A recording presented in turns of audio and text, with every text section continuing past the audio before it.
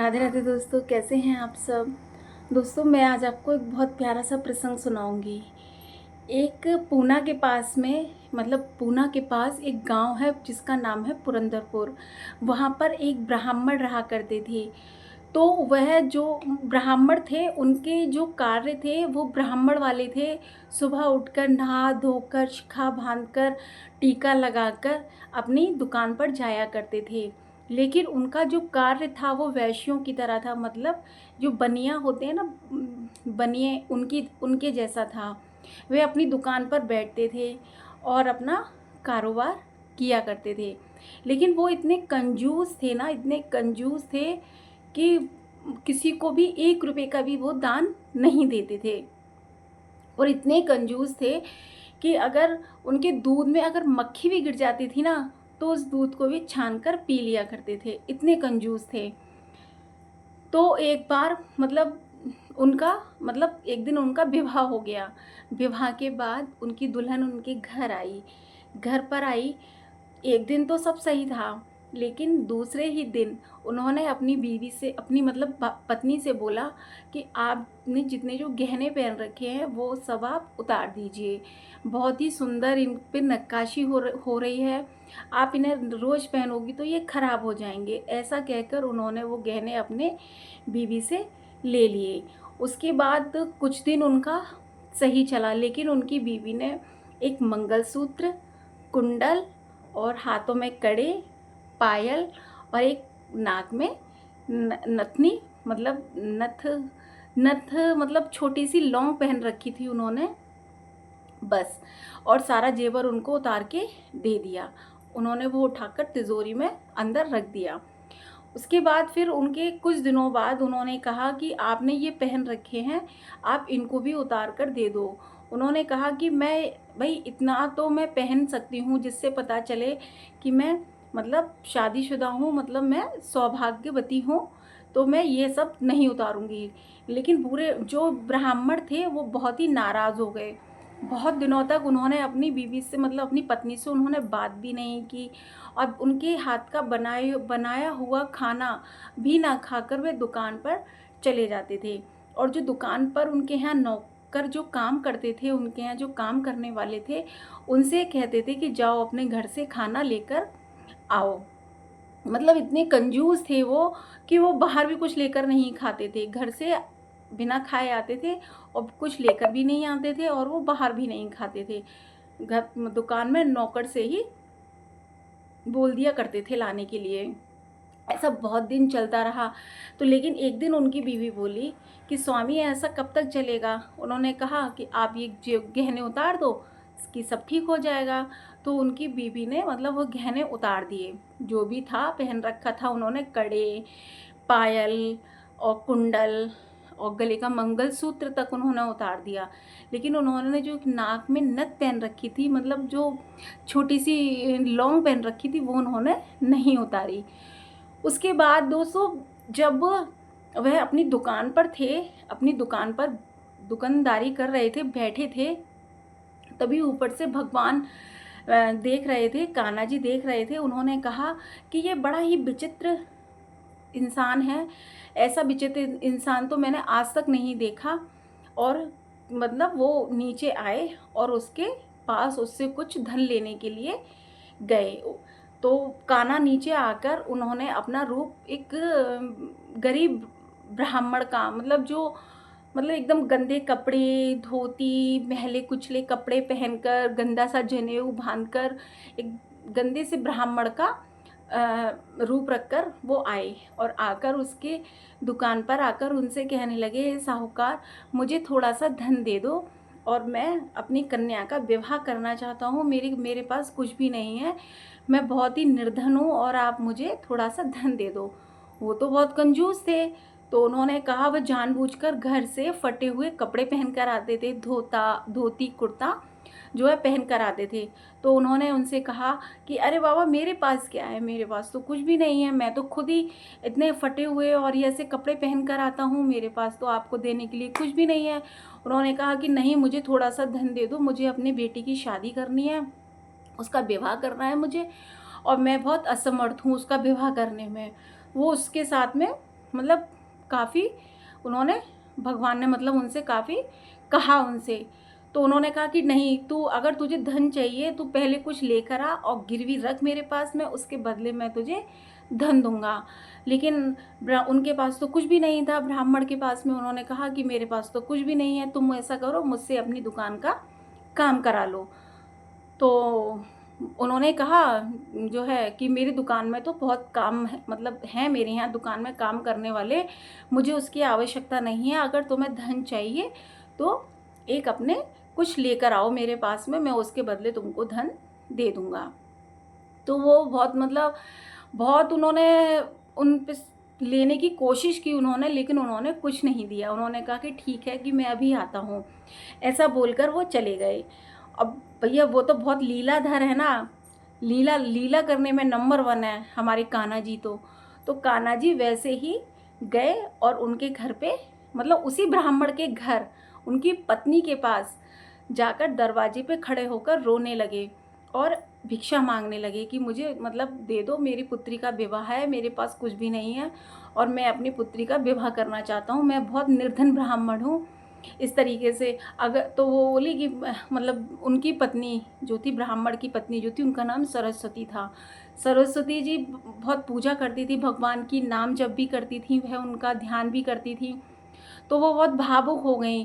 कहते हैं ना, एक भक्त का जो मन होता है ना वो बहुत भावुक होता है, सामने वाले के दुख को देखकर वह तुरंत पीड़ा में आ जाता है।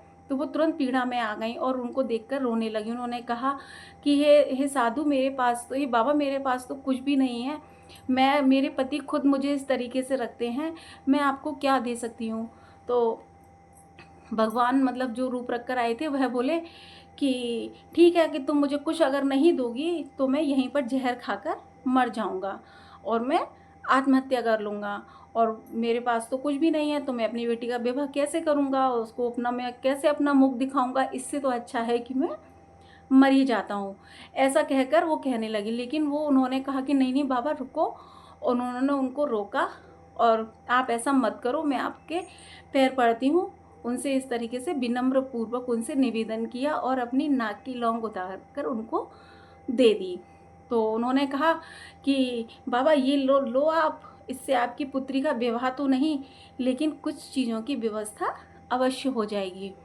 तो उन्होंने उनको वो लौंग दे दी और वो लौंग लेकर वो फिर उनके पास वापस, उन्हीं के पास वापस गए और लौंग देकर बोले कि ये लो, अब मुझे तुम जो धन है वो आप मुझे मेरा धन दे दो, अब तो मैं आपके पास में रखने के लिए चीज़ भी ले आया। तो उन्होंने कहा कि ये तू कहाँ से लेकर आया, कि तुम्हें इससे क्या करना कि मैं ये कहाँ से लेकर आया हूँ, बस तुम तो मुझे इसके बदले में मुझे मेरा जो मूल्य है वो दे दो। तो अब वो ब्राह्मण जो है वो कुछ बोल, मतलब कुछ सोच भी नहीं पाए, वो बड़े चक्कर में पड़ गए, क्योंकि वो मूल्य लेने के लिए और वो धन लेकर आए, मतलब चीज़ लेकर आए थे रखने के लिए गिरवी। तो उन्होंने वो उनको मूल्य दे दिया। अब उसका मूल्य लेकर प्रभु तो चले गए। उनके जाने के बाद में वो ब्राह्मण जो था बहुत ही गुस्सा हुआ, क्रोध में आया और सीधे अपने घर की तरफ चल दिया और मन ही मन में सोच रहा था कि मेरी बीवी ने जो है इसको ये दान दिया है, अब मैं जाकर देखता हूँ कि उसने ये दान मुझसे बिना पूछे क्यों दिया। अब इतने में क्या हुआ कि जो उनकी दुकान पर जो मुनीम जी थे वो काम करते थे, वो भागे भागे गए और जाकर सरस्वती देवी से बोले कि देवी आपने किसी को लौंग दी थी, कि उसने कहा हाँ, एक ब्राह्मण आए थे, मैंने उनको वह लौंग दी थी। तो उन्होंने कहा कि वो लौंग लेकर वो उन्हीं के पास में गए थे और उनसे वो धन लेकर चले गए। अब सेठ जी आ रहे हैं और आकर बहुत गुस्से में हैं और दुकान बंद कर दी है उन्होंने, और वो घर की तरफ बढ़े चले आ रहे हैं, बहुत क्रोध में हैं। अब इससे सरस्वती देवी जी डर गई, क्योंकि वो पहले से ही डरी हुई थी, वो पहले से ही उनको डांट के डपट के रखते थे। उन्होंने कहा कि आज तो मुझे ये स्वामी मेरे नहीं छोड़ेंगे, आज तो वो मुझे मार ही देंगे। उनकी डांट फटकार से रोन से तो अच्छा है कि मैं मर जाऊं, मैं आत्महत्या कर लूं। तो उन्होंने क्या किया कि जहर का प्याला लिया और जहर का प्याला लेकर और विट्ठल भगवान मतलब कान्हा जी के सामने गई और उनसे रोने लगी और कहने लगी कि हे प्रभु आप मेरी रक्षा करो, मैंने तो मदद की थी किसी की, लेकिन मैं अपने स्वामी का ये दुर्व्यवहार नहीं सहन कर पाऊँगी और मैं अपनी जान दे रही हूँ।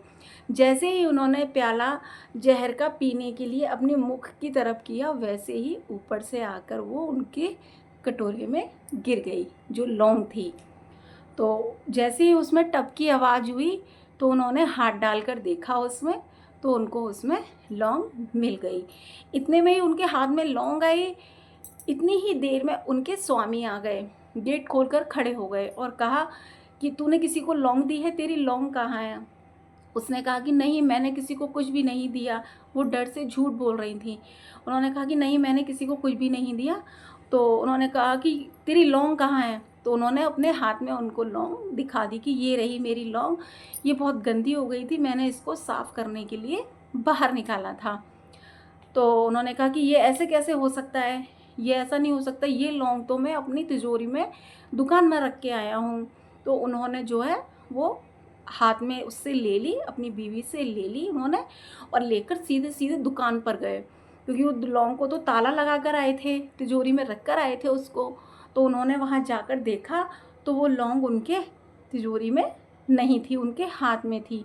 उनको बड़ा आश्चर्य हुआ कि ये लौंग मैंने यहीं रखी थी, ये वहाँ के कैसे पहुँची? फिर वो घर आए, घर आकर फिर उन्होंने अपनी बीवी से पूछा कि सच-सच बताओ कि क्या हुआ था? ये लौंग तो मैंने अपनी तिजोरी में रखी थी दुकान में, ये तुम्हारे पास कैसे आई?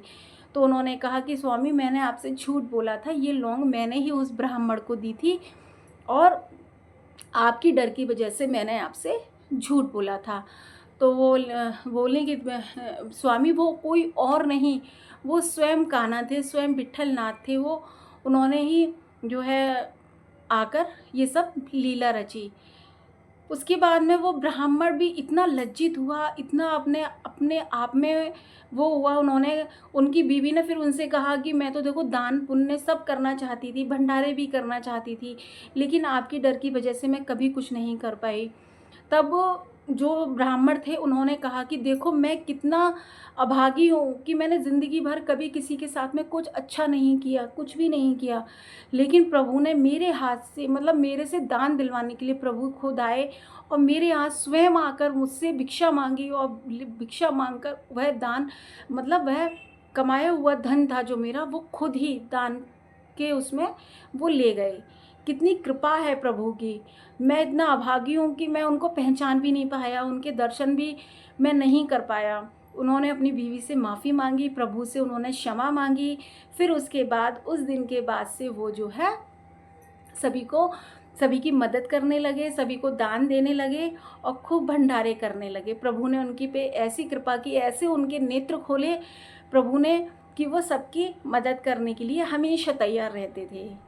है ना? कितनी प्यारी कहानी। तो भगवान तो दोस्तों कभी-कभी ऐसे लोगों पर भी रीझ जाते हैं जो कि बिल्कुल परे होते हैं, बिल्कुल विचित्र होते हैं। वो केवल कोई लालच नहीं था उनको कुछ, बस केवल वो एक कंजूस थे, बहुत कंजूस किस्म के ब्राह्मण थे। तो उनके नेत्र खोलने के लिए ही प्रभु ने ये लीला रची थी। है ना? कितना प्यारा प्रसंग दोस्तों। अगर आपको अच्छी लगे तो मेरे चैनल को लाइक कीजिए, कमेंट कीजिए और सब्सक्राइब कीजिए। राधे राधे। जय श्री राधे।